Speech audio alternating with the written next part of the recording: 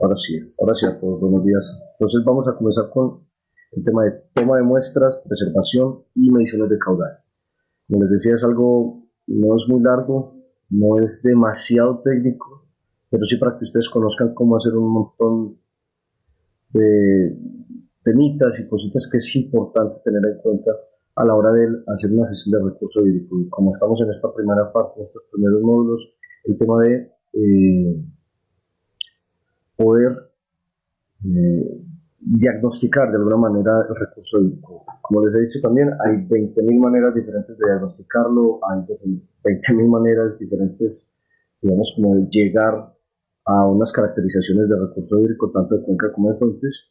Y en este momento vamos a hablar entonces de toma, preservación de muestra y mediciones de caudal. El día de mañana, en el próximo módulo, pues en el día de mañana estaremos hablando sobre parámetros físico-químicos, que es un tema que si bien es un poco más químico, es un poco más enfocado a la química ambiental, pues es muy importante y pienso yo que es la base fundamental de cualquier característica. Tienen cualquier pregunta, realicen. Les recomiendo abrir el módulo 2, el cual yo tendré en mi pantalla y que en la transmisión que yo voy a poner en YouTube se va a ver completamente, entonces váyanlo teniendo ahí para decir diciendo las diapositivas para que lo tengamos presente. ¿Listo? Entonces, bueno, la primera pregunta es, ¿para qué medir caudales? ¿Sí? En nuestra diapositiva 4 nos ubicamos. Y lo importante de medir caudales es para conocer esa oferta hídrica, que es una de las situaciones de las que hablamos en nuestro primer módulo, oferta y demanda. Para yo saber cuál es mi oferta hídrica, pues debo conocer la cantidad de agua con la que puedo contar tanto en verano como en invierno. Y es que ese es uno de los temas principales, sobre todo en nuestro país, la dificultad de obtener datos con respecto a los caudales. La verdad es que la mayoría de fuentes no tienen un dato de caudal. Si por alguna casualidad alguien le dio por muestrear o por tomar un caudal en algún momento, fue en un momento muy específico y muy puntual. Así que si yo me voy hoy, por ejemplo, para allí, para el acueducto de Latillo, a medir en uno de los pequeños bracitos de la cuenca cuánta agua será el día de hoy, ¿sí? A esta hora, a las 8:30 de la mañana. Y el problema es que cuando vaya a tomar determinaciones, pues ese caudal no valdrá mucho estadísticamente, porque mañana puede haber más, a las 5 de la tarde hay más, en un mes puede haber menos, el siguiente año mismo día puede haber otro conexión. Entonces, una de las dificultades importantes que encontramos es la falta de datos de caudal. Entonces, el mismo tema es para el tema de parámetros físico-químicos. El yo tener una sola caracterización no me dice si mi agua es adecuada para poder hacer una medición o para poder tomar una determinación acerca de qué tratamiento hacerle, en qué estado está, etc. Entonces, bueno, aparte de medir la oferta con un caudal, pues yo puedo, a través de de los métodos que vamos a ver, también medir velocidades, mirar qué velocidad tiene el río, o la fuente, perdón, y con eso poder hacer modelaciones de transporte de contaminantes y poder saber, por ejemplo, si hay un derrame, si hay un derrame de algún tipo, de alguna circunstancia, poder saber en cuánto se demora en llegar a cierto lugar. Eso ya es un tema de modelación y pues, nosotros lo tocamos en el curso, pero también es importante. Aparte de saber el caudal de una fuente, pues también es importante saber medir el caudal de una tubería, ¿sí? De un canal, y eso para temas, por ejemplo, de una industria, de un vertimiento, son imprescindibles. Un permiso de vertimiento tiene muchos pasos, entre ellos la caracterización. Vamos a ver ahorita la muestra de compuesto. Eso muestra de compuesto, yo tengo que tomar los caudales. Entonces, si yo en mi empresa o en el lugar donde voy a hacer vertimiento no tengo cómo medir un caudal, no voy a poder hacer el muestreo compuesto y por lo tanto no voy a obtener permiso de vertimiento. Es así de sencillo. Entonces, la importancia que tiene tanto a nivel hidrológico de cuenca como a nivel industrial, comercial, el tema de la medición de caudales, pues vemos que justifica este módulo que estamos viendo ahora. En la diapositiva 5 podemos ver las medidas directas del caudal. Hay dos maneras, digamos, de medirlo. Una es un método directo, como es el método volumétrico. Básicamente yo lo que hago es, con una tubería, en un canal, en una sección transversal, donde yo pueda encauzar, por ejemplo, en una quebrada, como nosotros tenemos muchas rocas y el agua pasa a través de ellas. Si yo puedo coger algo de arcilla de la zona, si yo puedo encauzar a través de un plástico, que todo el agua me intente llegar a una sola parte, es factible a través de un balde, un recipiente, yo poder medir ese caudal. Por ejemplo, como el caudal tiene una el caudal básicamente son dos fórmulas, volumen sobre tiempo y velocidad por área. Eso lo vemos ahora. Vamos a ver el volumen sobre tiempo, que es este primer método. Yo puedo saber el caudal si tengo el volumen y si tengo el tiempo en que se demora en llenar ese volumen, un volumen específico. Entonces, por ejemplo, yo cojo una caneca, pues una caneca de 10, 20 litros, un balde, mido, la medición es muy rápida, 1, 2, 3, 4, 5, saco. No importa cuánto volumen haya, no importa el tiempo que se vayan a demorar, ustedes solo colocan el volumen y el tiempo que se demora en llenar ese volumen. Parece muy fácil y de hecho hay que hacerlo varias veces porque hay errores, ¿cierto? Hay errores a la toma de muestra, entonces uno puede medirlo 5 o 10 veces y hacer un promedio. Pero cuando yo estoy haciendo estas mediciones, hay unas limitantes. ¿Limitantes de qué? De que si el agua es mucha, cuando me caiga una caneca, pues eso cae, sale muy rápido, se pierde agua, es muy difícil el tema del tiempo. Porque ves 1, 2, ya, salió. Y la persona que está tomando el tiempo, pues tiene errores en su cuando va a presionar el botón, el celular o el cronómetro, o lo que sea. Entonces, lo recomendable es que, digamos, uno pase un tiempo, 1, 2, 3, 4, ¿cierto? Que el volumen sea suficiente para contener ese caudal un par de segundos, para que las mediciones no sean tan erradas. Ahora la limitante es, ¿y si el caudal es muy grande? ¿Sí? Si el caudal es muy grande, yo puedo medir eso, por ejemplo, medir el caudal que llega a un tanque. Supongan ustedes un tanque así grande como este, 200 litros o más. Póngale ustedes un tanque de 1 metro cúbico, rectangular o circular, cilíndrico, no importa. Y a ese tanque está llegando un caudal de una boca toma, de algún sector. ¿Sí? La pregunta es, ¿cuánta agua está llegando a ese? ¿Cuál es el caudal que está llegando a ese tanque? Y entonces hay muchas maneras. Lo mismo, si usted es capaz de, con un balde, medir y tiene acceso a la llegada de agua de esa tubería y puede medir volumétricamente, pues con un balde, perfecto. A veces llega pues una caneca gigante, pues es difícil, el peso no te permite. Pero ¿qué tal si nosotros vaciamos el tanque, ¿sí? Cerramos la llave de entrada, vaciamos el tanque o simplemente dejamos que el tanque ya está a una altura determinada, no importa la altura, sé cuál es la altura inicial del tanque y comienzo a tomar, tapo la salida y comienzo a tomar el volumen de llenado, pues el tiempo de llenado. Entonces el tanque, como lo tapé por debajo, por donde sea la salida, el tanque se va a empezar a llenar. Tomo tiempo. Esa altura y el área superficial del tanque que la mido a través del ancho por el largo, eso me da un volumen. Ancho por el largo ya lo conozco siempre y la altura de llenado me da el volumen. Ese volumen en ese tiempo es el caudal.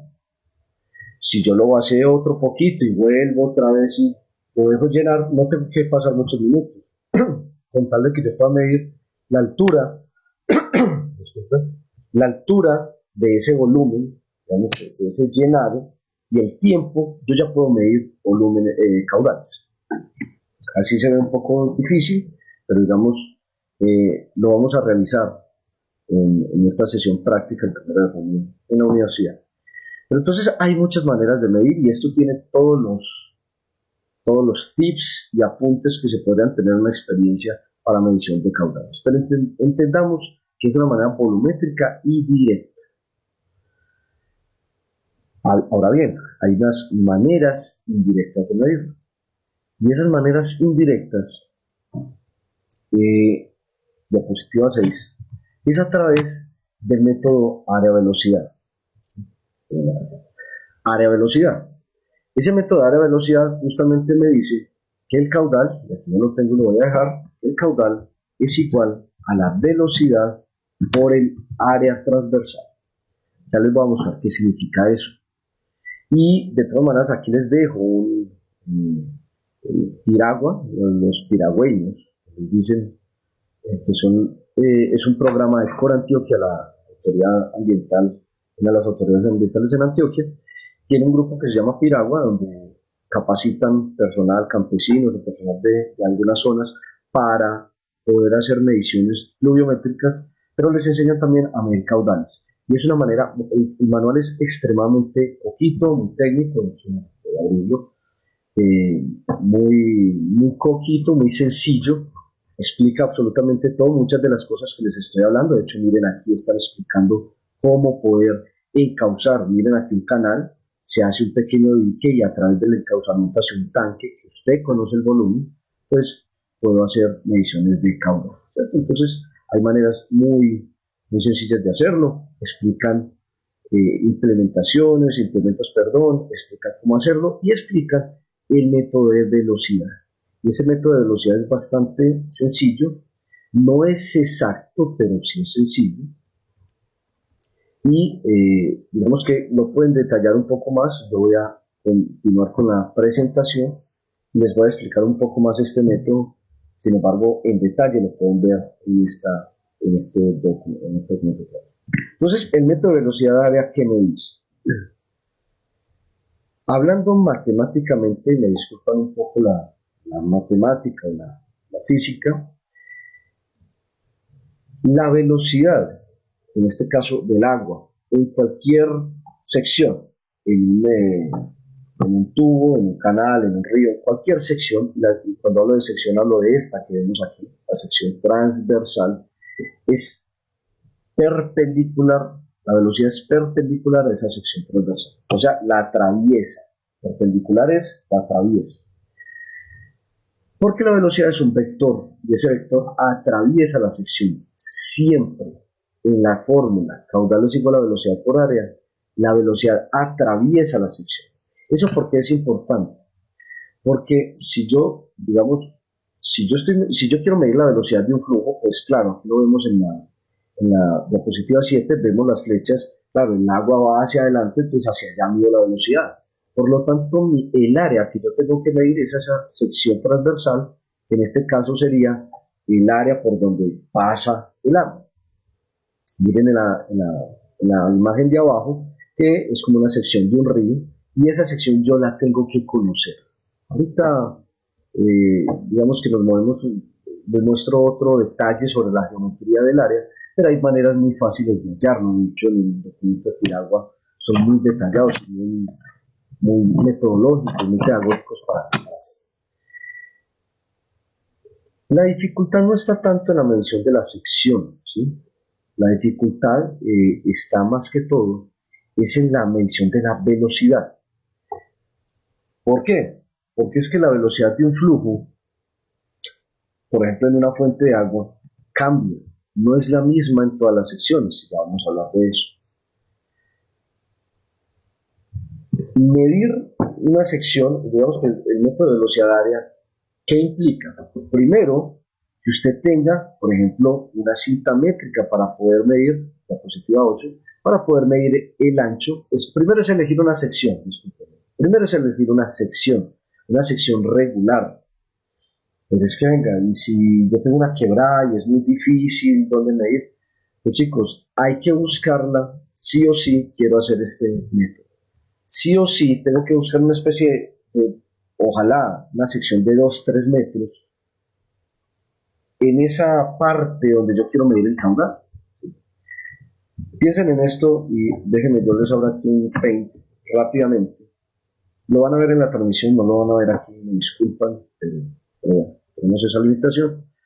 Piensen ustedes en una fuente de agua y piensen que esa cuenca pues tiene unas vertientes, unos brazos, otras quebradas que alimentan la fuente principal de esa cuenca. La pregunta es, ¿en dónde quiero medir yo? Esa es la pregunta. ¿Dónde quiero medir yo el caudal? Y si yo lo quiero medir en esta sección, en este punto, pues yo tengo toda esta sección de acá, entre las dos vertientes para poder medir. Entonces, entre estas dos vertientes yo voy a buscar una sección adecuada para poder medir a través de ese método. O sea, busco un lugar donde pueda hacer, donde este recorrido sea lo más laminar, lo más lento, lo más menos caótico posible.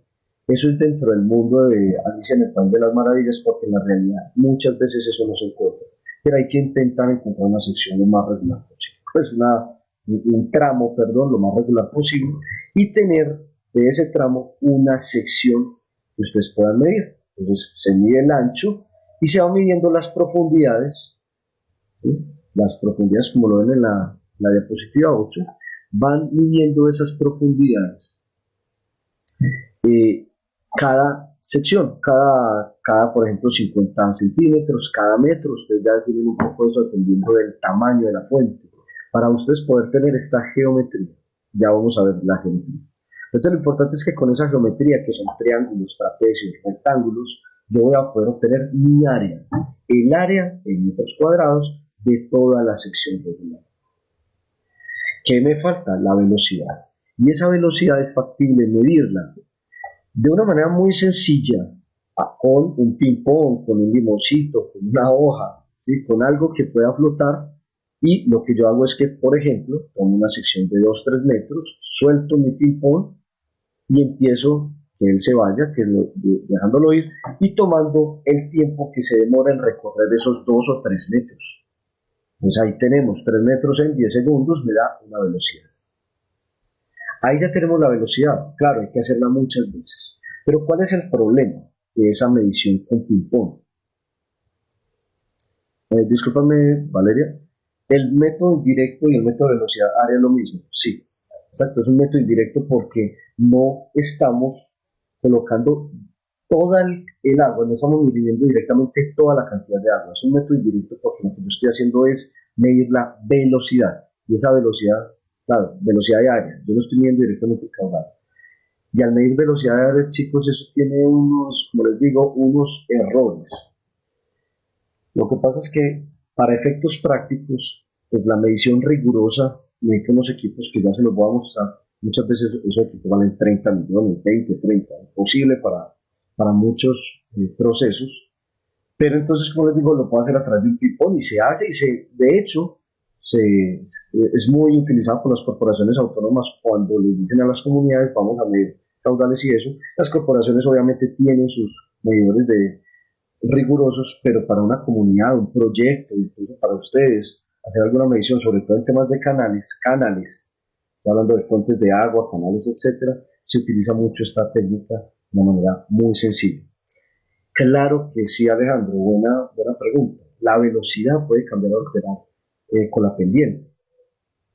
De hecho, a ver, el tema acá es, insisto, en una sección donde no le están cayendo otros tributarios, ¿sí? O sea, otras quebraditas, en esa sección yo voy recorriendo una fuente de agua y no veo otros tributarios. O sea, se supone que ahí todo el caudal es el mismo. Lo que pasa es que eso va a cambiar. En unas partes es más ancho, en otras más corto, más angosto, unos tienen una pendiente más alta, otros más baja. No importa dónde lo midas, no importa dónde lo midas, en todo ese tramo se supone que deberías medir el mismo caudal. Entonces, lo que sí tienes que fijar es una sección, cásate con una sección en ese tramo donde quieres y supones que el caudal es el mismo. Entonces, claro, si el canal tiene más inclinación, el agua va a ir más rápido. No me voy a meter mucho con hidráulica, porque cuando uno ve cursos de hidráulica aprende la famosa ecuación de Manning, y eso depende entonces la pendiente, la rugosidad del suelo, o sea, si hay mucha piedra, si es muy liso, si hay mucha vegetación, pero también depende mucho de la pendiente. Claro, es como si tú tienes un tubo con pendiente, un alcantarillado con mucha pendiente va a tener muchos problemas, un alcantarillado sin pendiente no va a correr el agua, entonces hay que darle una pequeña pendiente para que se mueva. Y sí, en nuestras quebradas, digamos, en nuestras zonas montañosas, por ejemplo, tenemos dificultades para medir ese caudal, porque entonces en muchas secciones uno no tiene secciones de 2-3 metros regulares, pero hay que intentar buscarlas.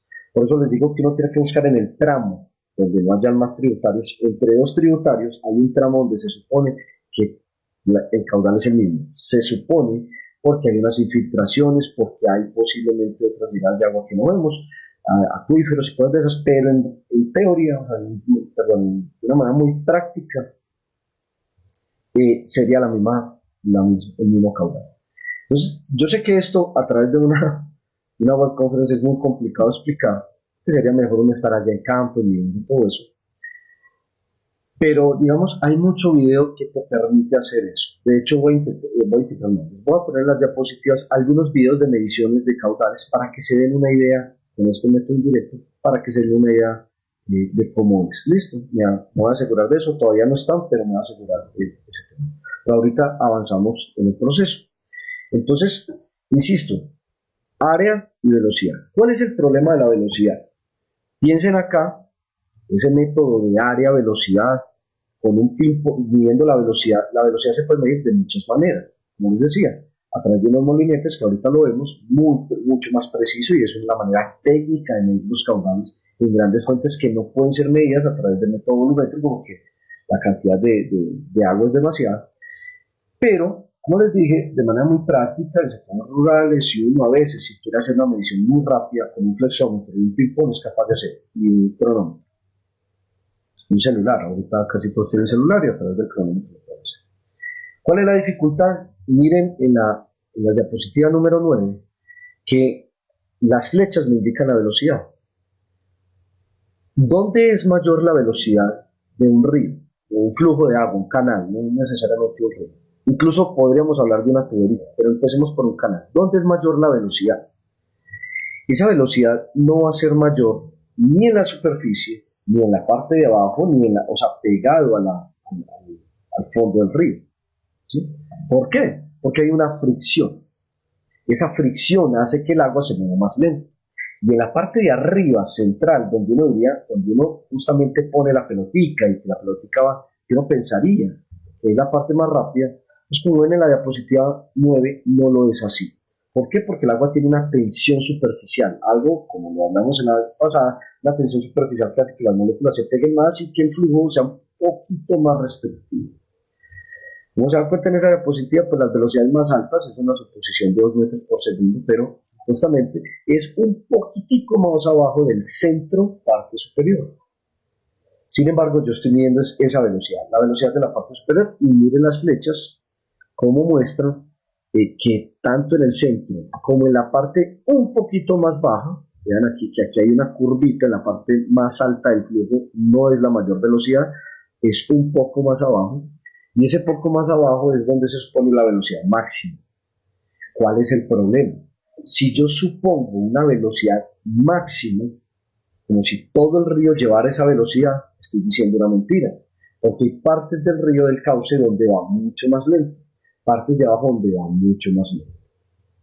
Entonces, es ahí, y me voy a volver acá al manual de Piragua, es ahí donde, digamos, Piragua ya nos da algunas ideas sobre cómo tomar esa velocidad. Inicialmente, lo que hablan es que la velocidad en la que usted mide así por arriba, así por encima. Eso tiene un pequeño error. Incluso, miren un detalle, qué pena, si no lo están viendo, lo van a ver en la transmisión. Miren que si yo tengo piedras, si yo tengo una sección con piedras, yo no las debería tomar porque entonces pues, el ping-pong va a chocar y no voy a medir la velocidad que es. Piragua no comenta sobre el problema de la velocidad a diferentes alturas y a lo largo y a lo ancho. Muchos aconsejan bajarle la velocidad a eso que usted midió, porque esa no es la velocidad real de todo el flujo. Algunos hablan del 60, del 70% de esa velocidad, porque como les digo, hay muchas partes por donde el agua va a ir mucho más lento.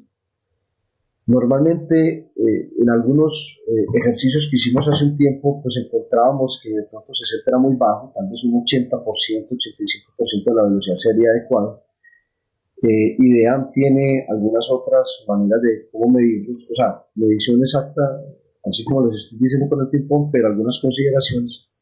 Pero nosotros midiéndolo entre el 85 y el 90% de esa velocidad que usted mide en la superficie, es una velocidad, digamos, suficiente como para tener una idea del caudal.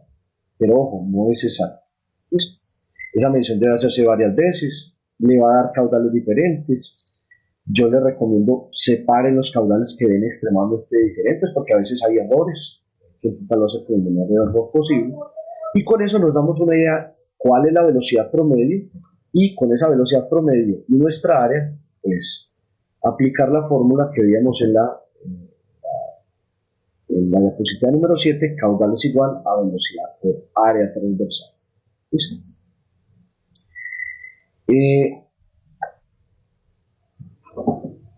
En nuestras pilas, pues tomamos la velocidad, el área transversal, digamos, todo el área transversal y la velocidad promedio que nosotros medimos. Yo recomendaría bajarle un poco, llevarla, multiplicarla por un 85%, un 90%, porque no es la realidad. ¿Listo? Bueno, en la diapositiva 10 estamos viendo ese método de velocidad área, pero a través de lo que se llaman los molinetes. Esos molinetes giran, ¿sí? Y dan un registro de vueltas, entonces ya los nuevos molinetes ya son digitales, son muy avanzados, y te dan de una vez la velocidad del flujo. ¿Qué permite esto? Mire que aquí les estoy colocando un videito para medición de caudales con molinete, mucho más preciso, con varios cálculos. Aquí vamos a hacer algo muy rápido. Miren en la diapositiva 11 cómo mide, siempre con una cinta métrica. De pronto las dos primeras fotos son unas fotos muy ideales porque son canales extremadamente regulares, muy fáciles de medir, pero pues uno a veces se encuentra con unas cosas que son bastante complejas. Esos molinetes son mucho más precisos, pero no dan para medir cualquier cosa. Miren ahí esos cauces que tienen un tamaño, no son fuentes muy grandes, pero esos molinetes también se usan para medir ríos bastante grandes, un río Medellín, un río Porce, algunas secciones del río Cauca. Pero ¿qué es lo que hay que tener en cuenta? Fíjense en la segunda foto de la derecha superior. Miren que tienen una cinta métrica o una cuerda donde dividen el río por secciones, cada metro, cada 50 centímetros, pues cuando son muy grandes uno lo hace cada metro. Lo primero es que tenemos que medir el área de la sección transversal, de lo mismo, cada metro yo mido cuál es la profundidad y con eso, volviéndonos a la diapositiva 7, hago un perfil de mi, eh, de mi, de mi sección.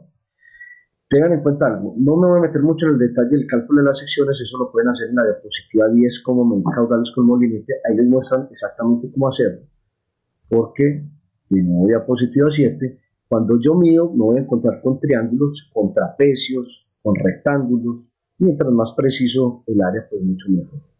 Y ya la geometría el área de un triángulo es base por altura sobre 2, el de un trapecio es base mayor más base menor por altura sobre 2. Eso lo muestran en ese video, entonces no me desgasto mucho en este momento hablando sobre eso. Lo importante, medir el área. Volviendo a la diapositiva número 11, vemos las personas haciendo las mediciones y es muy importante que en cada sección, en la parte central de cada sección donde yo dividí, en las secciones que yo dividí en el río, en la fuente, perdón, en la mitad yo mida velocidad. La pregunta es, ¿a qué profundidad voy a medir yo velocidad? ¿Sí? Entonces, el IDEAM nos muestra, en su metodología de medición de caudales, nos muestra algunas maneras de hacerlo. Entonces, solo les pongo un ejemplo, diapositiva 12. Para secciones no menores de 40 centímetros se toma a 60% de la profundidad, ¿sí? Desde la superficie, 60% de la profundidad. En este punto es donde yo voy a tomar la velocidad. Hay para secciones más bajas, cuando son secciones muy pequeñas, chicos, uno toma una velocidad nada más. Cuando son dos secciones, cuando son secciones más altas, yo tomo 2 puntos y me dice a qué profundidades tomarlas, a 20 y 80% de la profundidad. Entonces digamos que hay metodologías. Si ustedes quieren revisar técnicamente cómo se mide cada una de las metodologías dependiendo de la altura del río, el IDEAM tiene ese manual y se los voy a dejar ahí porque las diapositivas que tenía eran muy técnicas y borré el enlace, pero ahí se los dejaré. Entonces, Al final de cuentas, es tener una velocidad promedio. Miren que si yo tengo ya 2 puntos, es un promedio de esas velocidades. Si tengo 3 puntos, hay otras fórmulas, 4 puntos, 5 puntos, dependiendo de la profundidad. Y en esa profundidad yo voy a tener que medir diferentes velocidades, sacar un promedio de velocidad y con el área de esa seccioncita de metro, que puede ser un triángulo, un trapecio, un rectángulo, lo que sea, con esa área y la velocidad de esa sección, yo tomo un caudal. Entonces, volviendo a la diapositiva 7, si se dan cuenta, hay varias secciones. Esas flechas dobles, la parte de abajo, van a ver que hay varias secciones. Y yo tomo el caudal de cada sección. Área de la primera sección, velocidad. Área de la segunda sección, velocidad. Y así sucesivamente. ¿Eso qué significa? Que yo voy a tener los caudales de cada una de esas secciones y después los sumo, no los promedio. ¿Por qué los sumo? Porque un caudal va por acá, el otro por acá, el otro por acá, el otro por acá. ¿Qué es eso? La suma de cada uno de los caudales. ¿Por qué es mucho más preciso? Porque tengo en cuenta la velocidad de la orilla, la velocidad de acá, la velocidad de acá, la velocidad de la otra orilla, y eso hace que sea mucho más preciso. ¿Quieren hacer una medición de caudales precisos? Este es el método para hacerlo. Pero un molinete no lo tiene cualquiera, aparte son delicados. Pues les digo, en la universidad cotizamos uno y nos vale a 30 millones. Seguramente hay otros que puedan valer mcho menos, pero son molinetes muy costosos. Entonces no los tiene cualquiera. Una corporación, un instituto, pronto hasta un municipio por ahí lo tendrá. Una universidad, pero no es común que se tenga. Entonces, el método del ping-pong es un método muy interesante. Listo. Cosas a tener en cuenta. Vean, chicos, cuando uno va a hacer una medición de caudales, una toma de muestras, lo más complicado de todo es la logística. Es que, o sea, la parte técnica uno la aprende. Uno se puede ir con alguien que sepa, va aprendiendo, toma experiencia, ve un buen video y lo hace, está bien. Pero la logística es muy compleja, porque uno a veces se desplaza a lugares muy lejanos y pues si usted no lleva una cinta métrica, si no tiene cómo medir algo, si se le olvidó un ping-pong, si se le olvidó algo, pues o tiene que ser muy recursivo, que es muy factible. Usted sabe medir con su cuarta, con su mano, usted tiene, pues, intentar medir lo más cercano posible, o usted coge un limón, una hoja, algo que flote y pueden utilizar. Pero también tiene que saber a dónde se dirige, cómo es la sección, cómo va a medir el caudal, si lo puede medir volumétricamente, si tiene que hacer una pequeña presa para conducir el agua, si lo va a hacer a través de molinetes, a través de ping-pong. Eso es muy importante para poder llevar todo el material posible a hacer las mediciones. Y con la toma de muestras todavía más complicado, ahorita hablamos. Entonces, como les dije, método directo es algo volumétrico, método indirecto son molinetes. Y como les digo, los molinetes no se pueden hacer en cualquier río, son más costosos, no se puede hacer en cualquier parte. Lo mismo las pelotitas de ping-pong. Pelotita de ping-pong, si yo no encuentro una sección regular para poder medir esa área, va a ser muy complicado. E incluso, si ustedes tienen mucha piedra sobresaliente, donde la turbulencia haga que el flujo no sea, como les dije antes, un poco más parejo, esas mediciones de velocidad no van a ser adecuadas y no van a ser muy precisas, va a haber un error muy grande. Entonces, por eso les digo, uno tiene que intentar que sea una sección lo más regular posible. Ese tema del ping-pong es muy bueno para cauces que son medianamente cortos, un par de metros, pero para medir el río Cauca, el río Medellín con un ping-pong, no es cierto, es muy complejo y diría yo que tiene todo el error del mundo. Entonces piensen en qué técnica van a utilizar cuando van a medir un caudal.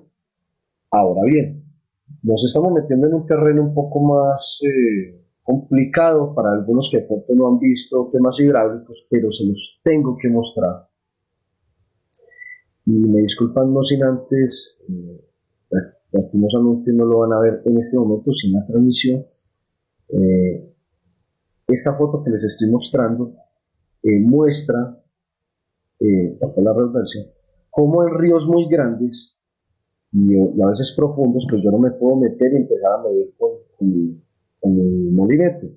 Entonces lo que se hace es tomar embarcaciones, incluso a veces con lazos de seguridad de un lado a otro para que la embarcación se quede fija y cada X tramo para la barquita toman las velocidades a las diferentes profundidades que necesiten, y así también se puede hacer la medición de un gran río, como lo están viendo ahí en la, en la imagen. Aquí otro señor aquí viendo el caudal, miren que no hay piedras, y aunque el flujo sea, insisto, a veces el flujo será muy turbulento, pues tendrá algo de turbulencia obviamente, pero hay que escoger la sección más regular posible.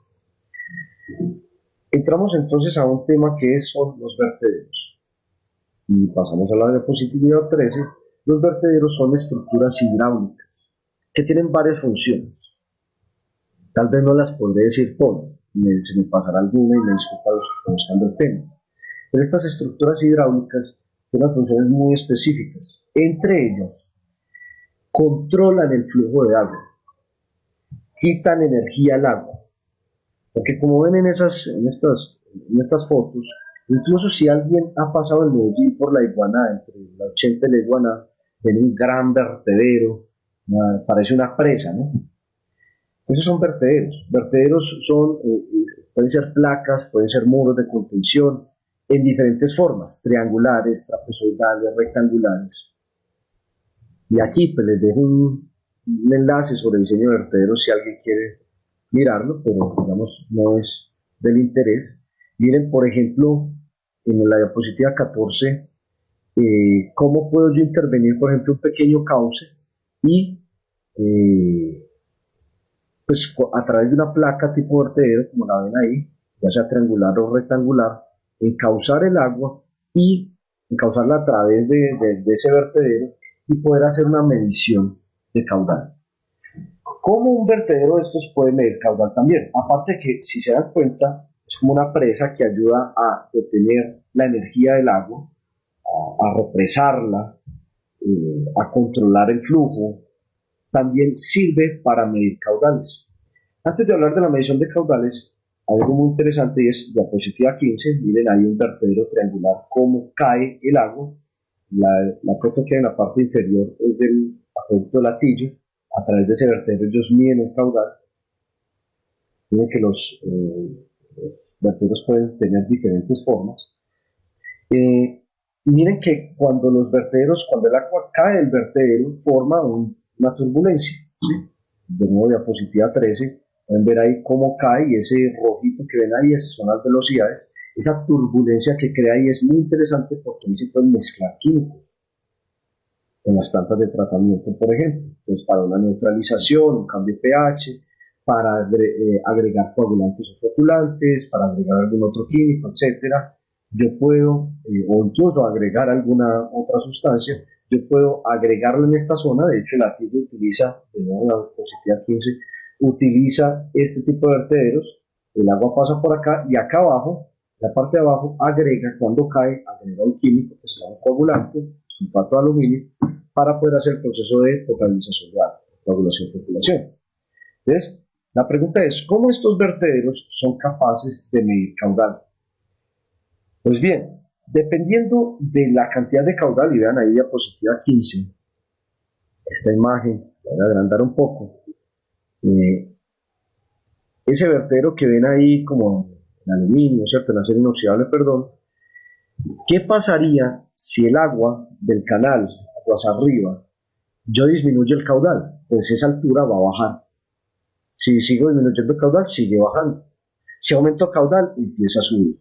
Entonces hay una relación directa entre la altura y la cantidad de caudal. Por eso es que en este tipo de vertederos, sean triangulares, rectangulares, lo que sea, yo puedo tener un vertedero calibrado con una formulita. Ven ahí la gráfica, es una gráfica de altura versus caudal, y esas gráficas me arrojan una línea de tendencia, una tendencia no lineal, una tendencia exponencial, que me permite, o potencial, que me permite tener una ecuación que es capaz de relacionarme la altura con el caudal. De hecho, esto yo lo puedo hacer teóricamente. Y en los diseños que yo he realizado para estos sistemas, digamos, este sistema que ven aquí a la derecha, diapositiva 15, en la parte inferior, Es un sistema para poder medir caudal, controlar el caudal y poder medir el caudal que ingresa a una planta. Miremoslo bien.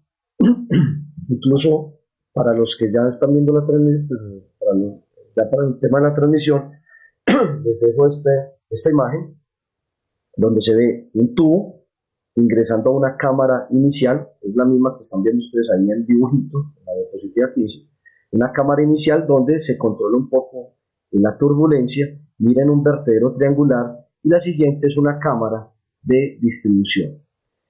Esa cámara de distribución, que es esta de acá, esta siguiente al vertedero, miren que ese tubo llega con fuerza, hay una primera, ¿cómo se dice? Una especie como de lámina que protege la llegada del agua para volver ese flujo muy laminar, porque el vertedero necesita también flujo laminar para poder ser medido. Si el agua está en turbulencia, pues la medición de la altura no va a ser posible. Llega el vertedero y ya cae a otra cámara donde sale por un tubo. La pregunta es, el diseño de una bocatoma puede ser, yo puedo diseñar una bocatoma incluso atrapando hasta 2 veces el caudal que necesito para mi concesión. Cuando yo voy a pedir una concesión, y hablaremos de eso en la próxima unidad, yo necesito 2 litros por segundo. Bueno, la pregunta es, ¿usted cómo sabe que está atrapando 2 litros por segundo? Hay unas maneras de diseñar las bocatomas para eso. Es un tema de diseño que no vamos a trabajar. Pero yo puedo captar hasta 2 veces ese caudal. O sea, puedo captar hasta 4 veces, hasta 4 litros por segundo. La pregunta es, cuando yo llegue, por ejemplo, a mi planta o a mi utilización de agua, a la finca, a la actividad económica, a la granja, ¿cómo hago para separar esos 4 litros de los 2 litros que yo necesito efectivamente? Entonces, este sistema que están viendo en la diapositiva 15, el dibujito, es un sistema para eso. ¿Cómo hago para que en ese vertedero salgan exactamente 2 litros por segundo? Esa es la pregunta. Y eso es un tema de diseño, chicos, que no es que yo quiera que salgan de aquí diseñadores, pero que tengan una idea para que cuando los manden a hacer, o ustedes sean auditores y empiezan a mirar ese tipo de estructuras, sepan para qué funcionan. Así no sepan diseñarlas, porque no es la finalidad del curso. Pero no sé si se dan cuenta que aquí dice un tubo para medida de nivel. Ese es un tubo de rebose. Ese tubo de rebose, pues obviamente, mientras más cortico lo corte yo, mientras más abajo sea el tubo de rebose, el agua va a tener un nivel más bajo. ¿Sí?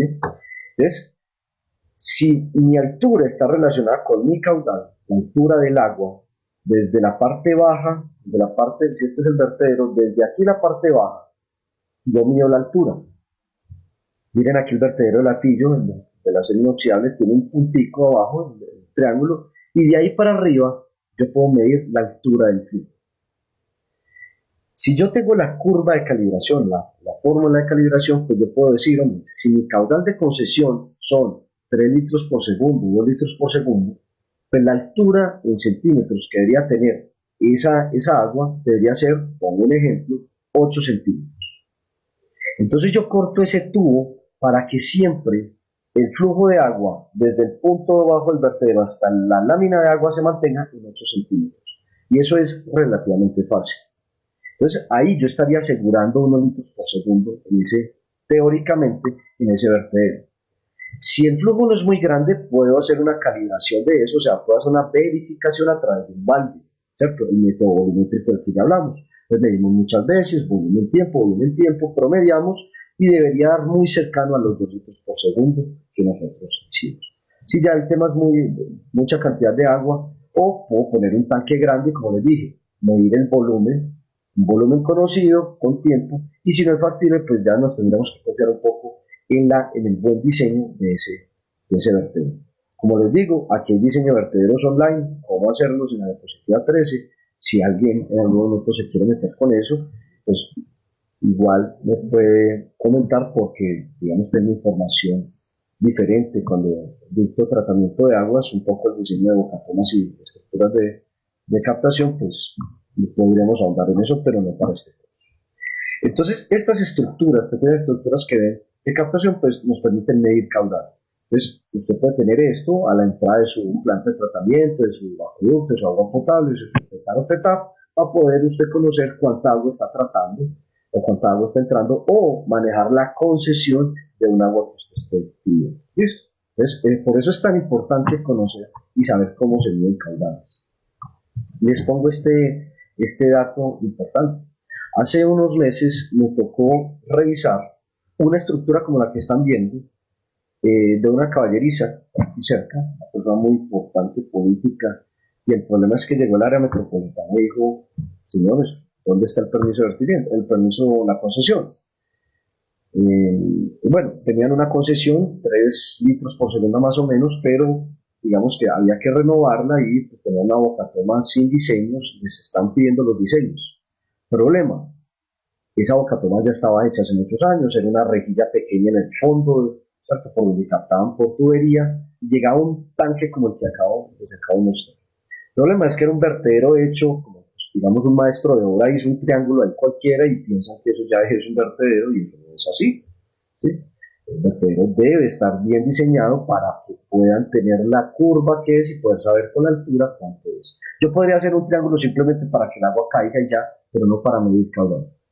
Ni puedo saber con eso cuánto caudal tengo. Entonces, ¿qué me tocó a mí? Dicen, o sea, pensar cómo lo diseñaron, volver a recalcular todo, porque ya está construido, y demostrar que la captación, por lo menos la rejilla, captaba no más del doble del agua. Se logró. A través de fórmulas hidráulicas, se logró demostrar que la captación era aproximadamente 5 litros y medio, no más de 6. Y bueno, pero llega el tanque. La pregunta es, ¿el agua que pasa a través del vertedero era más de 3 litros por segundo, como era la concesión? Pues efectivamente, era muy fácil hacerlo a través de un balde de 20 litros, caía agua, y cuando medimos era como de 4 y algo. O sea, en teoría el señor estaba incumpliendo la concesión y por eso el personal del área metropolitana cuando vio esa cantidad de agua dijo, esto no son 3 litros por segundo, pásenme los modelos de cálculo de eso porque no están cumpliendo con la captación. Entonces, me tocó rediseñar este sistema. Me disculpan, en la transmisión se los voy a mostrar porque lo tengo por aquí, me gustaría mostrárselos en el video. Va a quedar grabado en el video por si lo quieren verificar. Disculpan, lo tengo por aquí. Ahí lo que ven es ya el vertedero, el tanquecito, llega el agua por acá. Me disculpan si no lo están viendo, qué pena. Llega el agua de la primera cámara, miren este vertedero diseñado, este programa se llama SketchUp. Si alguien quiere meterse con esos chicos para hacer, no para diseñar cosas muy grandes, pero para diseñar cosas sencillas en su comunidad, en su pueblo, diseñar algunas cosas, un par de tanques, mostrar algo muy, mire que se ve muy visual, les recomiendo este programa, hay muchísimos tutoriales, de hecho yo tengo un par de tutoriales en el canal de Educación Libre, pero también coloco unos tutoriales genéricos que tienen personas muy completos y que les pueden enseñar a manejar este programa. Cerrando el paréntesis, miren ahí el vertedero y lo que yo hago es que mando a hacer ese vertedero tal cual con las medidas que ven ahí, y ese vertedero en teoría a 8.3, algo así, a 8 milímetros, eso tiene todos los cálculos, no sé si los están viendo, pero son los cálculos hidráulicos, una curva, y ven la curva, las relaciones, y me dice que a 8.5 tengo más o menos los 3 litros, a 8.5 centímetros tengo 3 litros. Entonces, ese vertedero, esa línea que están viendo en el vertedero, es una línea de 8.5 centímetros desde el vértice. Qué pena si no estaban viendo, hago el paréntesis. Entonces, volviendo de nuevo a las diapositivas 15, a la diapositiva 15, este tipo de sistemas me permite hacer muchas cosas. Entonces, como les digo, los vertederos sirven para muchas cosas, pero para la medición de caudales son fundamentales. Y, por ejemplo, en la industria, mucha gente tiene vertederos, donde incluso nosotros en la universidad, y se los voy a mostrar el primero, invitados todos de nuevo, primero de junio, para que vayan a la universidad de 8 a, no sé, 2 o 3 de la tarde. Entre esas cosas les mostraré sensores, electrónica, Arduino, que estamos utilizando para poder hacer muchas mediciones ambientales, entre ellos la altura y un flujo. Entonces yo podría tener esto sistematizado, y de hecho lo que vamos a hacer Les voy a mostrar cómo cambia, cómo el sistema a través de una pantalla me puede decir cuál es la altura, y si yo le meto la ecuación en el programa de ese vertedero, me podría estar diciendo el caudal en tiempo real. E incluso eso yo lo puedo transmitir a un celular, al operario, grabarlo y dejar un registro de caudales históricos con algo que vale 15.000, 20.000, digamos por lo menos en registros que no vale más de 100.000 pesos. Ustedes tener un registro en una tarjetita SD que pueden guardar o retransmitir a otro lado, vale un poco más, pero se puede retransmitir a un computador. Ustedes tener un registro en Excel de una manera muy barata sin tener que comprar sensores de millones de pesos. Yo les quiero mostrar eso y pues es algo que eso ya está inventado, eso no lo inventamos nosotros. Ya está inventado, hay muchas cosas en YouTube, pero miren que son cosas en las que nos metimos, en las que por lo menos yo como ingeniero ambiental y algunos estudiantes nos estamos metiendo, pero que si bien la programación es muy compleja y eso, pero que ustedes le pueden decir a un estudiante de ingeniería electrónica, un electrónico, que les haga un sistema de eso de una manera muy barata para su acueducto, para su planta en una empresa donde no tiene cómo comprar un medidor de 3, 4, 5, 6, 10 millones de pesos. ¿Listo? Bueno, seguimos y que pena todo esto. Paréntesis. Las canaletas partial también son otra manera, la diapositiva 16, de medir caudales. E incluso miren que ya se hacen de manera fibras de vidrio, muy portátiles, que yo incluso me las puedo llevar a campo. Nosotros hemos hecho eso en algún momento cuando trabajé con mediciones. Me llevo una canaleta que no pesa mucho para encauzarla. Miren las canaletas partial en la 17, ahí se ve una canaleta partial.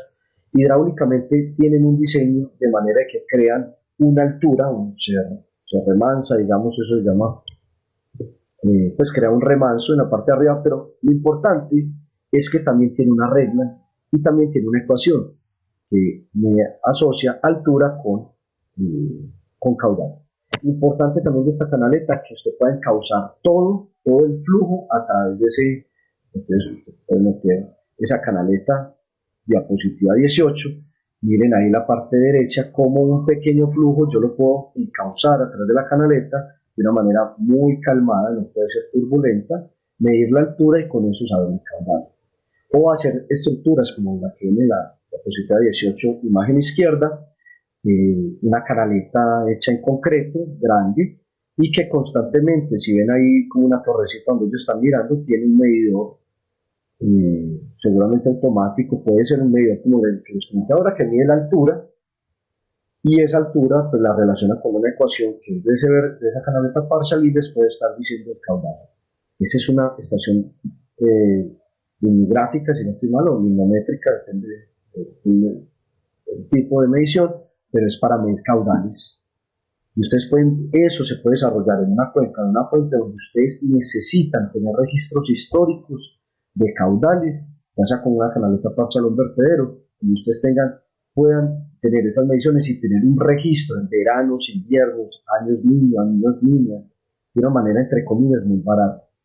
Yo les recomiendo mucho que si ustedes no se metan en eso, conozcan o háganse amigos de un ingeniero electrónico, de alguien que maneje Arduino o otros sistemas baratos y puedan empezar a automatizar estas cosas. Eso se puede hacer acá en Medellín, en la China y en un sector rural, porque ya los estamos probando.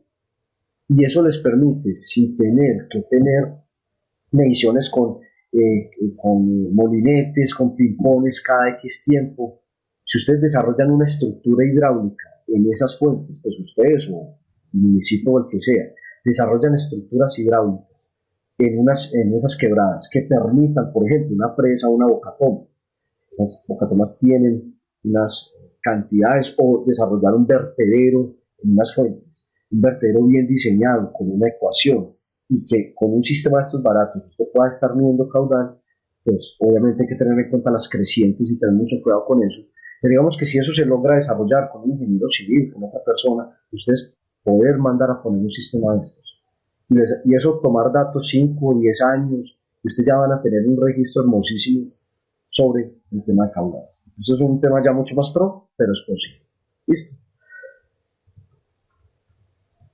Bueno, digamos, hasta ahí el tema de medición de caudales. Mucha tela por cortar, mucho tema técnico, digamos, de procedimiento en campo, de cómo medirlo.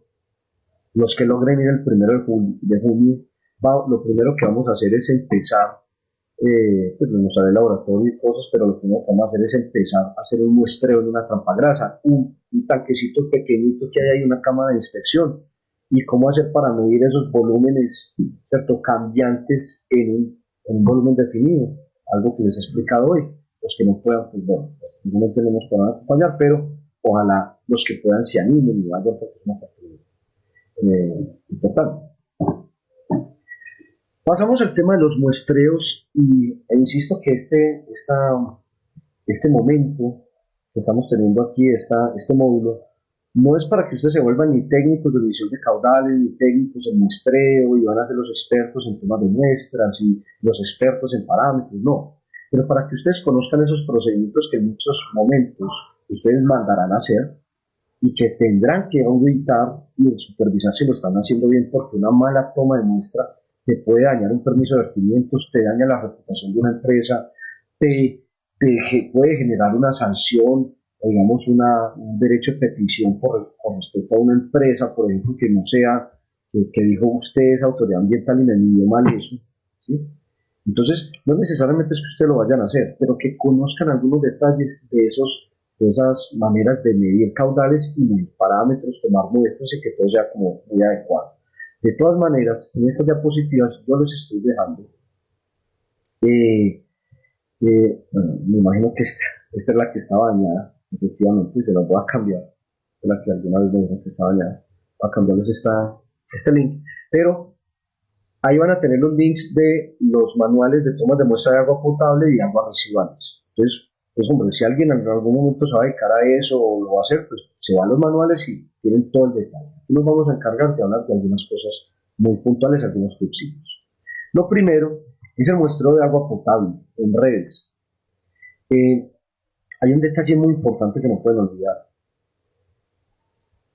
Legalmente, el prestador del servicio, el que te lleva el agua potable, que te potabiliza el agua, el que te entrega el agua potable, es responsabilidad de él entregarte un agua según la legislación, la resolución 2115, que la veremos en el segundo módulo, que es sobre los niveles máximos para considerarse un agua, niveles máximos de algunos parámetros, para considerarse un agua potable, agua para consumo humano.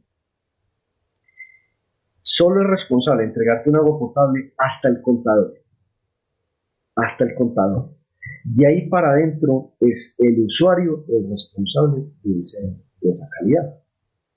O sea, si usted está en un edificio, usted toma el agua de un grifo, va y le hace un análisis con toda la toma de muestra adecuada y todo, y resulta que hay coliformes fecales o totales, que deberían haber 0, o la turbidez por encima de 2, que debería ser menor a 2, etcétera, otras cosas.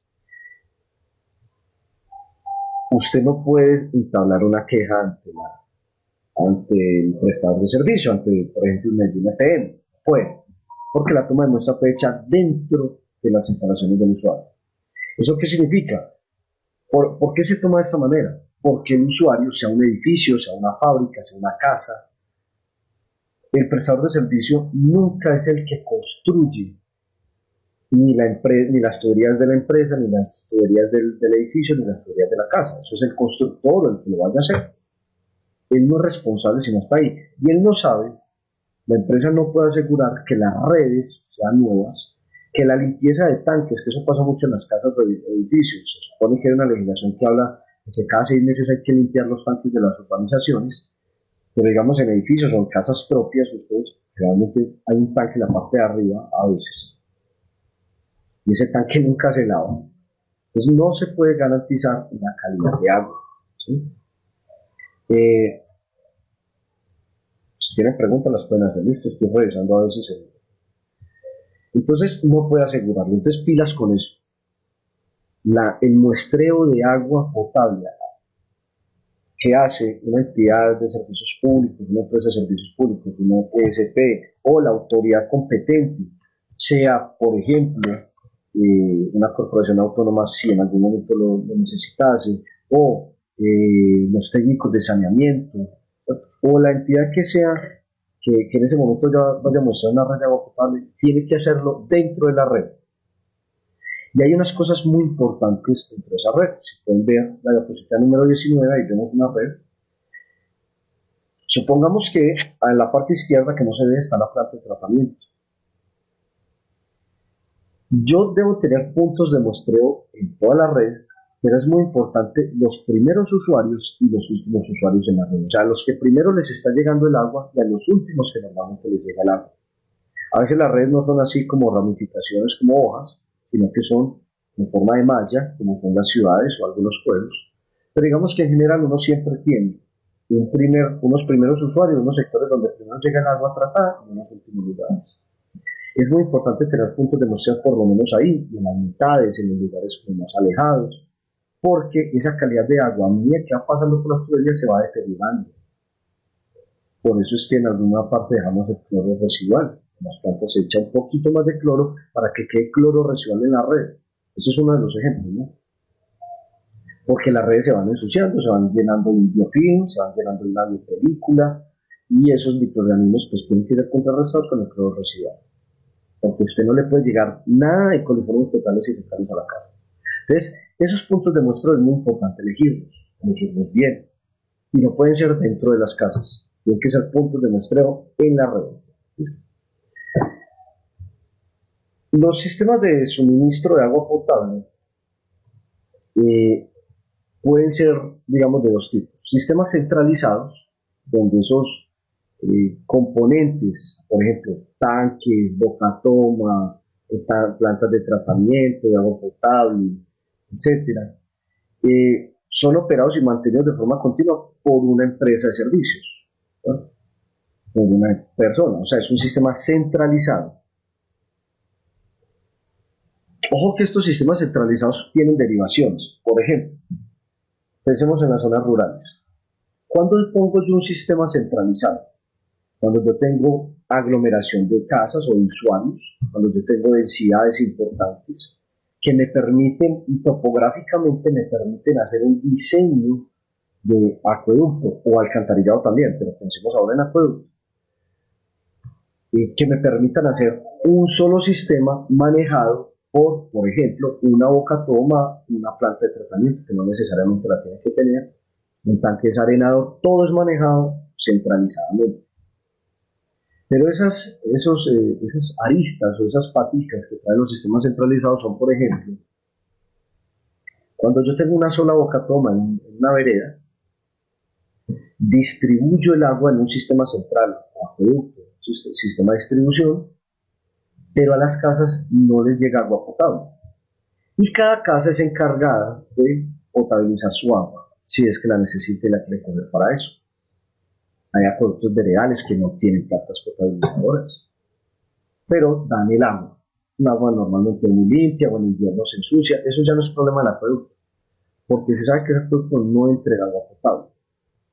Pero cada persona o cada usuario, entonces, no sé, dice, yo compré un filtrico, hice un filtro lento de arena, vino una ONG y nos entregó un filtro, cada uno individualmente potabiliza su agua. Entonces es un sistema centralizado de distribución, pero un sistema individual de tratamiento, ¿ya? Entonces, el otro sistema son los sistemas, en la diapositiva 21, los sistemas individuales, que ya se les está comentando. Y esos sistemas individuales, como les digo, puede ser el tratamiento, pero también puede ser la distribución y suministro. O sea, hay usuarios que viven muy lejos de las cabeceras municipales o de corregimientos, o no están aglomerados en una vereda, de manera que la tubería principal de la vereda llegue hasta ese lugar. Topográficamente no da la cota o el nivel, ¿cierto? La altura sobre el nivel del mar para que el agua de la vereda llegue hasta allá. Tiene que proveerse a sí mismo, pues, por fuente propia, tiene que proveerse de esa agua, tanto proveerse del agua como de la calidad del agua si es que lo necesitase. Entonces son sistemas individuales. Sistemas donde hay casas demasiado dispersas, y digamos no es posible, como les decía, topográficamente, económicamente tirar redes tan lejanas, el costo es muy alto, hidráulicamente no llega el agua hasta allá, pues se hacen sistemas individuales y el usuario, la finca, la persona tendrá que tomar su agua, una pequeña boca toma, y si es necesario tratar el agua de manera individual. Entonces, ese tipo de cosas es muy importante tenerlas dentro de la gestión del recurso hídrico, porque cuando yo voy a hacer planes de saneamiento municipales y eso, veredales, en las zonas rurales de los municipios, pues ahí me encuentro con esos problemas. ¿Sí? Y esto tiene mucha tela por cortar en el tema de acueductos, juntas de acción comunal, juntas de acción de acueducto, o empresas de servicio público que ya manejen acueductos. Y es, ¿qué vamos a hacer? ¿Vamos a hacer un sistema centralizado o, por ejemplo, también sucede en la parte de saneamiento de aguas residuales? Es, hombre, a cada una de esas fincas yo no puedo tener un alcantarillado, que saldría costosísimo, y entonces lo que hago es que suministro, hago un programa, suministro, ya sea por fuentes del municipio o de los recursos del municipio, o vamos a subsidiar tanques sépticos FAFA o sistemas de tanques sépticos FAFA infiltración para que traten las aguas residuales. Esos son sistemas individuales. ¿Listo? Pues espero que haya quedado un poco claro. Pasando a la diapositiva 22.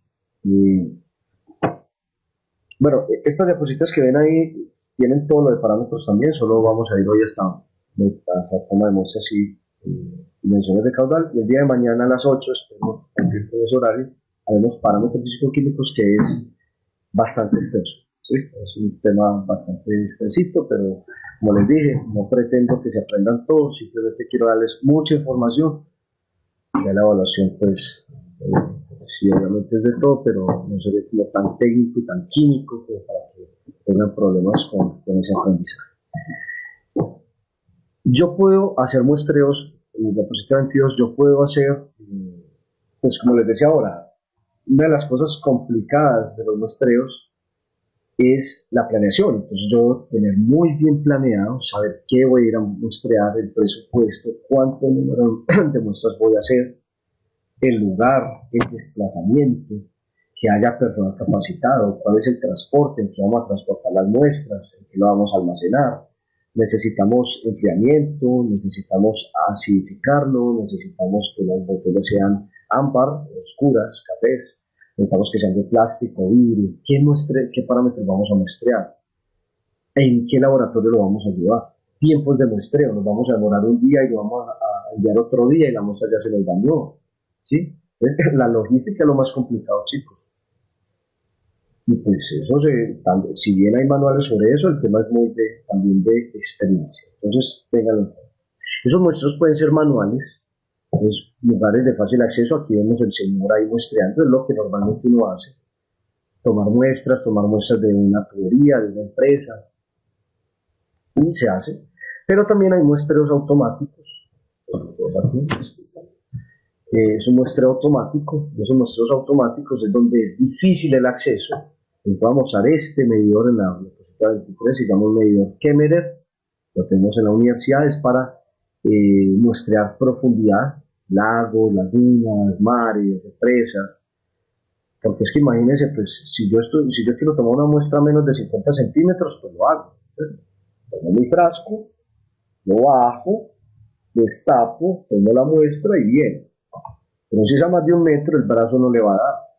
Si es a 3, 4, 5, 10, 20 metros, 50 metros, no le va a dar. Pues para eso se utiliza este tipo de medidores, que son de profundidad y que me aseguran que lo que yo tomo ahí, con una apertura, digamos, yo la abro, bajo el sistema, y cuando ya la cuerda me den los 50 metros, los 3 metros, bajo una plomada que me cierra y me encapsula el agua que hay en esa apertura. Es muy interesante. Hay otros medidores automáticos donde, por ejemplo, en una tubería yo no puedo acceder a las tuberías, entonces hay unos medidores que son dentro de las tuberías, medidores de turbidez, de pH, electrodos que se meten en las tuberías, donde yo no puedo acceder a tomarlo y me toman automáticamente las mediciones. En la industria se puede ver mucho ese tipo de cosas. Hay unos conceptos que lo pongo en rojo, los que más me interesan, los que no más, digamos, debería tener presente para un tema de muestreo. Cuando uno está haciendo muestreo, si quiere ser muy estricto o está montando un método de muestreo, uno tiene que tener en cuenta varias cosas. Lo primero son, por ejemplo, si es necesario, cuando estoy montando sistemas de calidad, de laboratorio, muchas veces que a muchos les tocará participar en eso, y son los testigos. Los testigos son sustancias de soluciones de concentración conocida, de esa especie química analizada.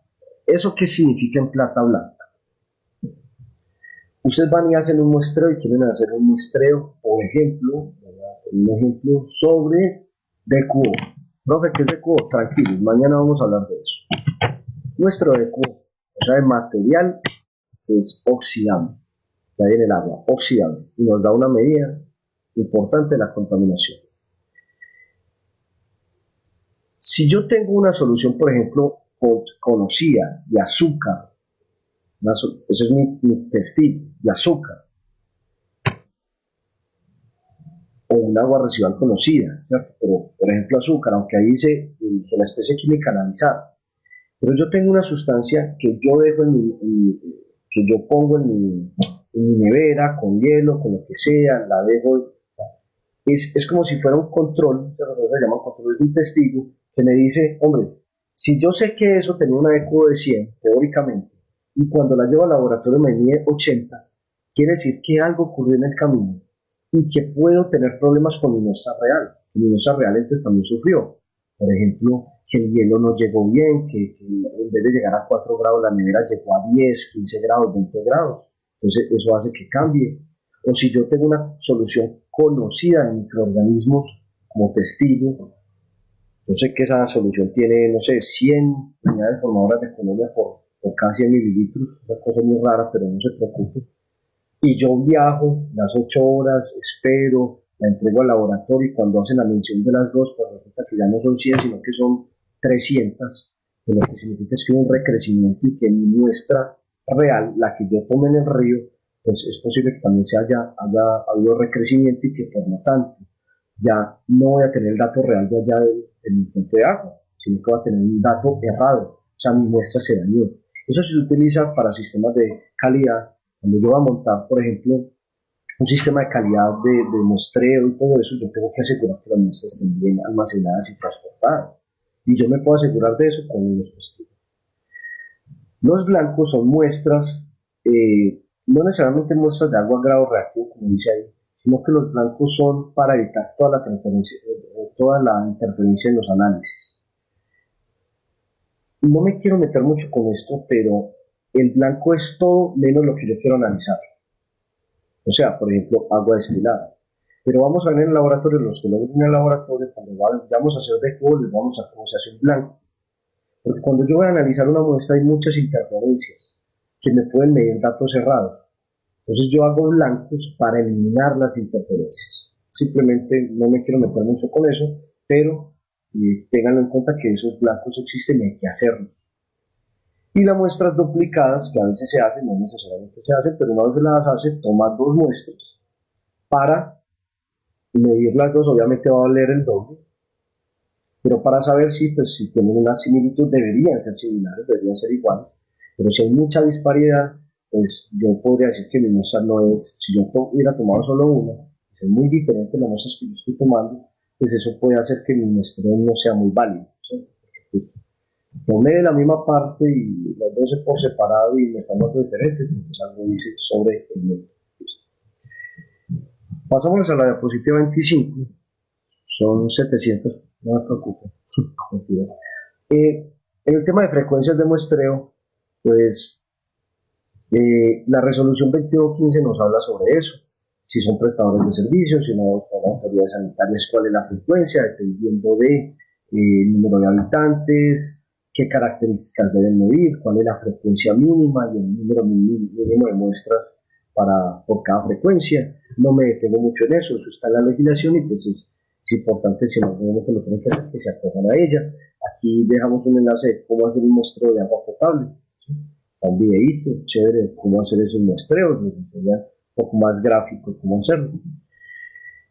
La localización del muestreo yo ya les comentaba, entonces hay una resolución del 2008, la 0811, por medio del cual, pues, digamos, hay unos lineamientos para prestadores de servicio, cómo controlar esos puntos de muestreo. Ahí se ven llaves específicas con cerramientos para poder medir presiones, tomar muestras de agua, Y ojo con esto, cuando yo voy a hacer muestreos de agua, si yo lo voy a tomar en un río, pues en una fuente, pues bueno, tengo que considerar, tengo que tener mucho cuidado de que las botellas donde yo las tome sean limpias, secas. Generalmente los laboratorios nos entregan eso muy bien.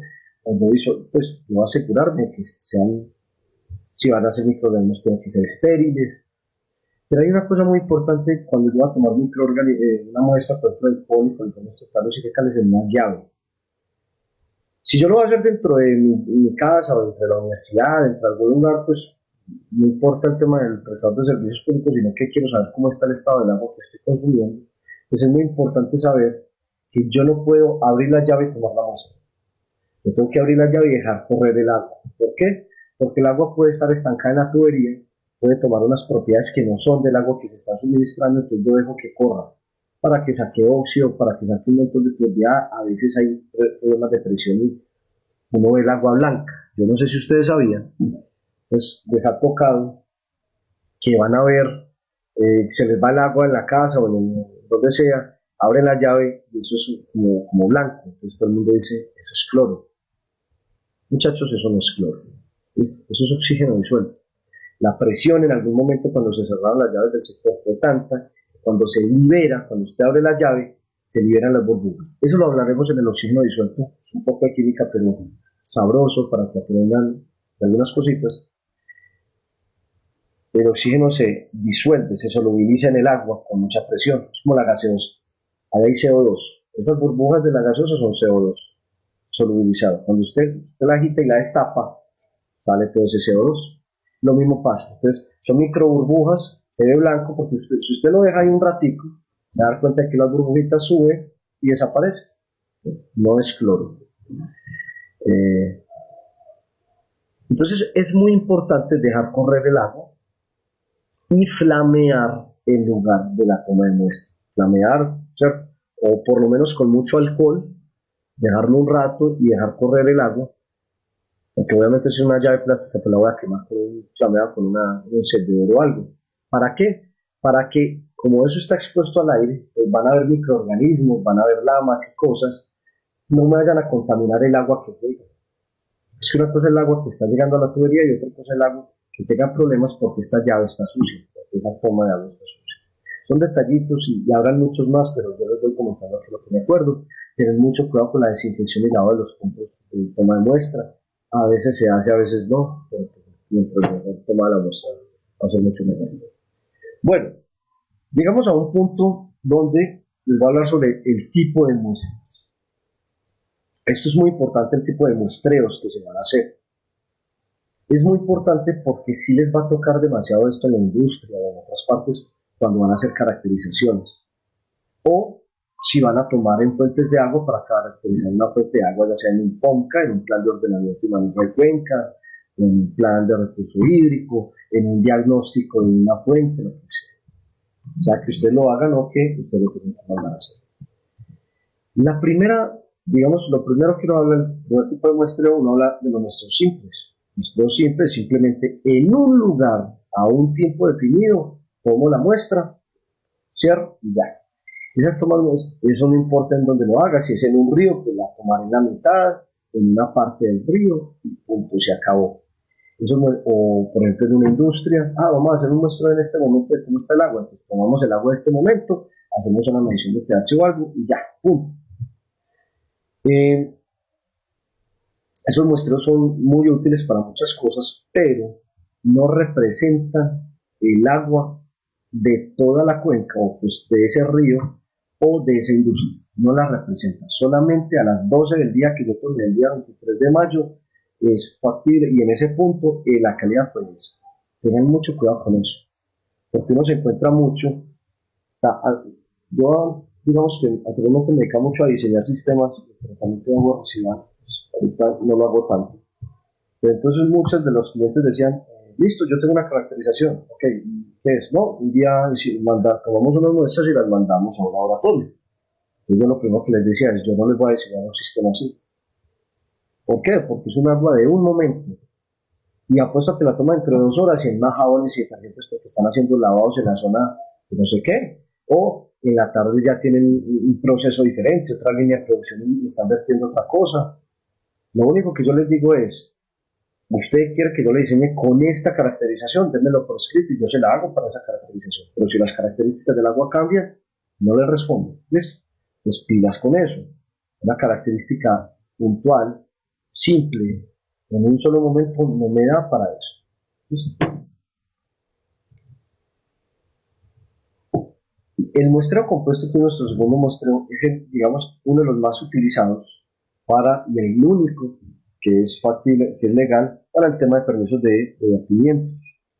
¿Por qué? La muestra compuesta es una mezcla de varias muestras puntuales de una misma fuente, de un mismo lugar, sea de un río o de un vertimiento, en una canaleta, en un canal, en una tubería de una empresa, en la salida del vertimiento de la empresa, o de un proceso.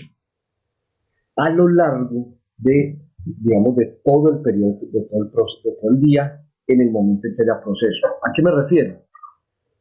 O sea, por 24 horas, pero si la empresa solo trabaja 8 horas, entonces por 8 horas. ¿Sí? ¿Qué es importante para este muestreo? Voy a intentar hacerlo más porque no lo tengo muy detallado acá. Pueden buscar sobre muestreos compuestos. Acuérdense que siempre hay que buscar más de lo que estamos estudiando acá. ¿Qué me permite el muestreo compuesto? Tener una idea primero de los caudales y de las características, digamos, en cada momento. Lo que pasa es que esas características que yo normalmente mido, eso normalmente se hace cada hora. Vamos a poner un ejemplo. Hay una empresa que tiene 12 horas de funcionamiento. Vamos a hacer nuestros cada hora, 12 muestras. Listo. Llega la primera hora. Lo primero que yo me tengo que asegurar antes de hacer todo eso es, ¿usted tiene dónde medir caudal? Sí. ¿Cómo lo tiene? ¿Cómo se hace? ¿Se tiene que hacer volumétrico? ¿Hay un medidor de caudal, un caudalímetro, cierto? O hay una canaleta parcha, ¿qué hay para poder medir caudales? Lo segundo, hay un punto de muestreo adecuado para yo tomar la muestra. Ese punto de muestreo es lo último que usted tiene en el vertimiento, o hay otros vertimientos adicionales después de eso. No, es el último y se puede tomar.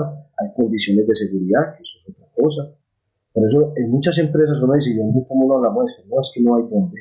Hermano, usted le puede hacer un muestreo compuesto, usted le puede tomar un permiso de vertimiento. ¿Listo?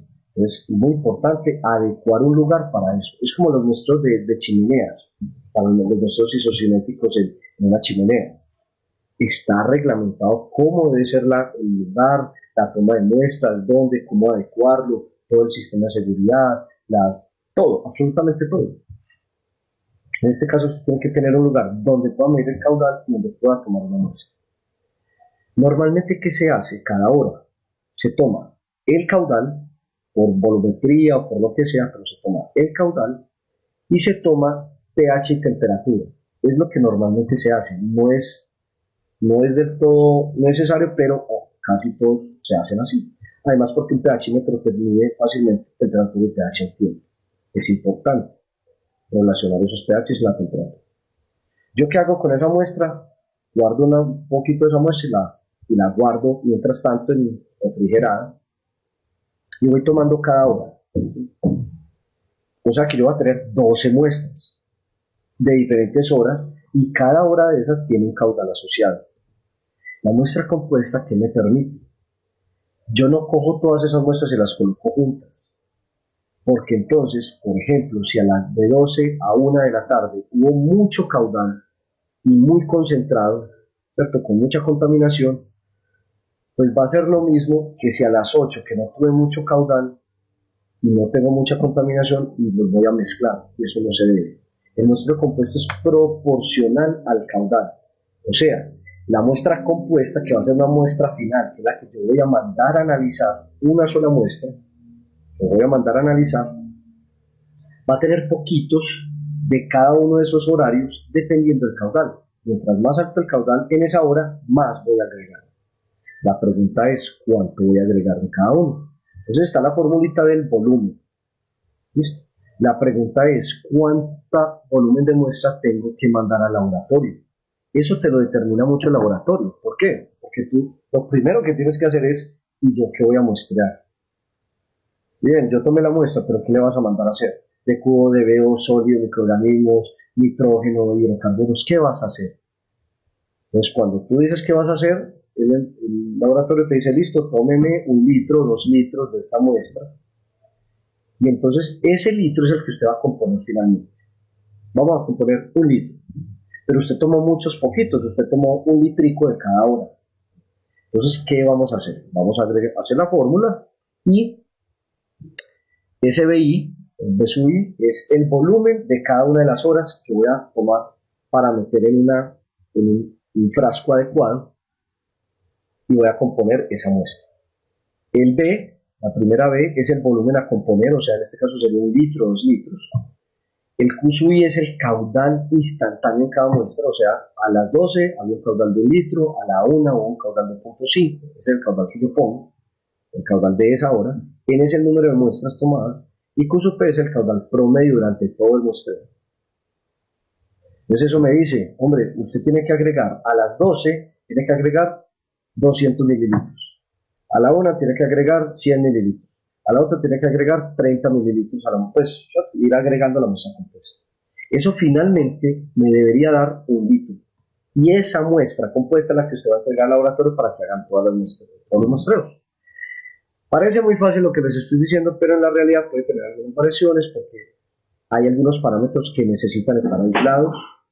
La EQ ojalá debería estar acidificada, una muestra microbiológica no puede estar acidificada, tiene que estar en refrigeración y bueno.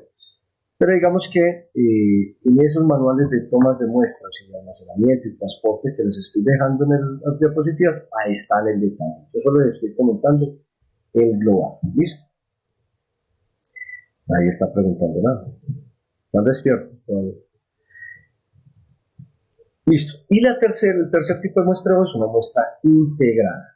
Esas muestras integradas son como muestros puntuales, pero aquí es como una muestra compuesta, pero aquí ya no depende del caudal ni nada de eso, sino que yo, por ejemplo, tengo un río que es muy ancho y cojo un poquito de acá, un poquito de acá, un poquito de acá, un poquito de acá, y ahí sí las junto todas en una sola muestra.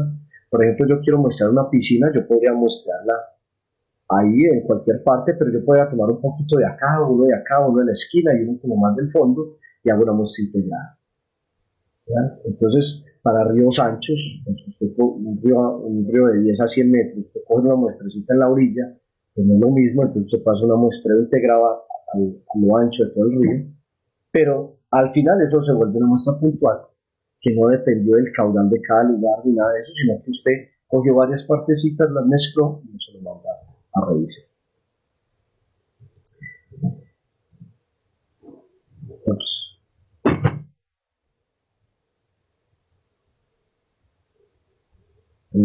no estoy viendo si alguien envió mensajes.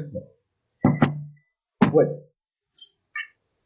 tienen que tener también en cuenta el limpiado de recipientes. Pues aquí solamente les doy un cuadro, no es que lo tengan que aprender, nada de eso, se les doy como un material más de su proceso de aprendizaje.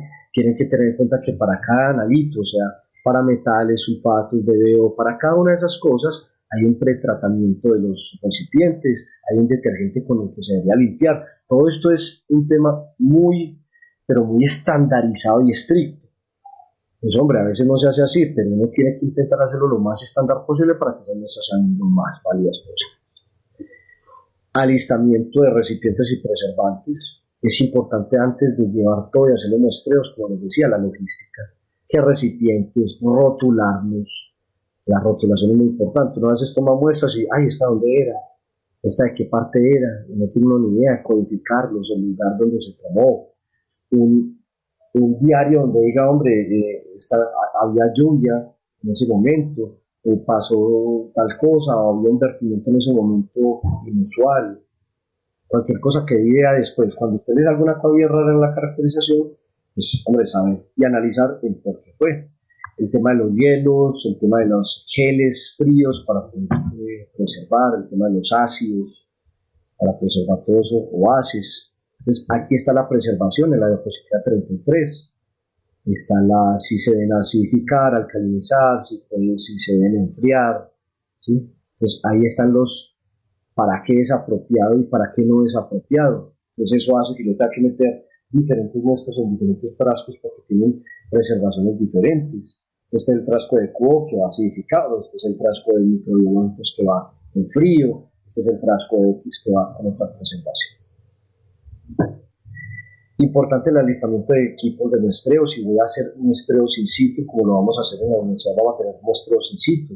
Entonces vamos a irnos con un multiparámetro que nos va a medir varias cosas o con varios equipos que tienen que estar calibrados. Si yo me llevo, imagínense yo llevarme una cosa bien descalibrada y llegar para allá 6 horas en una vereda y que esto no funcione.